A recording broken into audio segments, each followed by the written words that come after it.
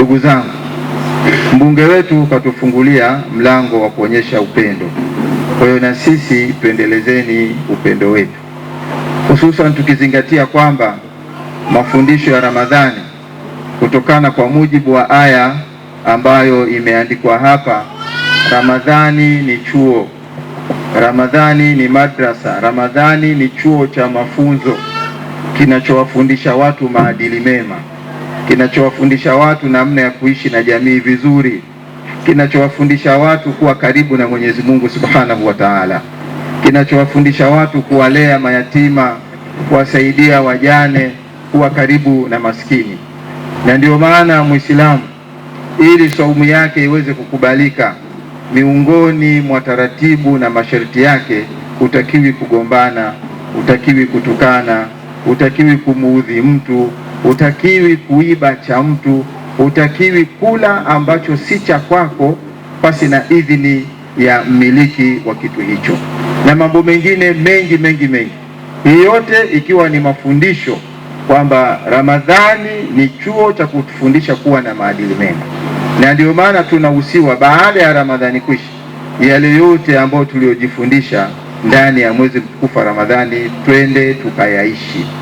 Tukifanya hivyo sasa, ndiyo haswa yale makusudio ya aya la'allakum tattaqun itakuwa imekamilika vizuri. Tunamwomba Mwenyezi Mungu atujalie funga yetu tuweze kuimaliza kwa salama na amani, kama ambavyo tulivyoanza vizuri basi tumalize vizuri. Tulivyoanza kwa salama na amani, Mungu atujalie tuweze kumaliza kwa salama na amani. Mheshimiwa Mbunge, jambo hili ni jambo ambalo Mwenyezi Mungu nadhani analipenda sana. Kwa fursa hii ulivyoiona, ukakubaliana na moyo wako kwamba tuweze kufuturu kwa pamoja, ili nikushukuru sana Mheshimiwa Mbunge na nikupongeze, lakini nikuombe uendelee na moyo huu. Wenzetu hawa wanapokuwa kwenye mfungo wanaombea taifa letu amani, lakini hata tukienda mbali zaidi, kwa ufupi sana, hata tukiingia kwenye harakati zetu ambazo leo wewe unaitwa Mheshimiwa Mbunge, wenzetu hawa huwa tunakuwa nao bega kwa bega sana. Kwa hiyo kupitia futuru hii niendelee kuwashukuru sana, na mimi niendelee kuahidi Chama cha Mapinduzi kitaendelea kuwa na nyinyi na madhehebu yote yaliyopo. Kubwa tuendelee kuombea amani ya nchi yetu.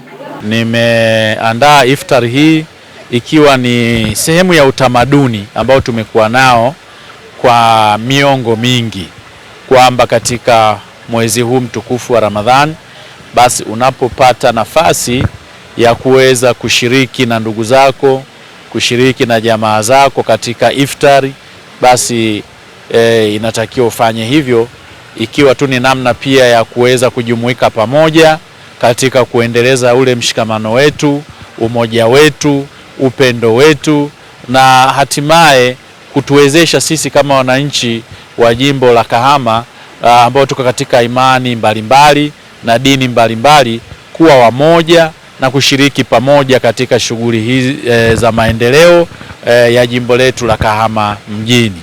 Kwa jina mimi ni Askofu Simon Nkwabi wa kanisa la Tanzania Church of God International Manispaa ya Kahama. Hiki kitu kinaongeza upendo kabisa, kwa sababu ni tendo linalotuweka pamoja, na hii ndio nchi ambayo kwa kweli utofauti na nchi zingine katika bara letu la Afrika, kwa sababu Tanzania hakuna udini, hakuna ukabila. Kwa hiyo tunamuomba Mheshimiwa Mbunge Benjamin aendeleze kabisa hiki kitu, lakini sio yeye tu, na waheshimiwa wengine, kwa sababu tukizingatia kwamba wilaya yetu ya Kahama ina majimbo matatu.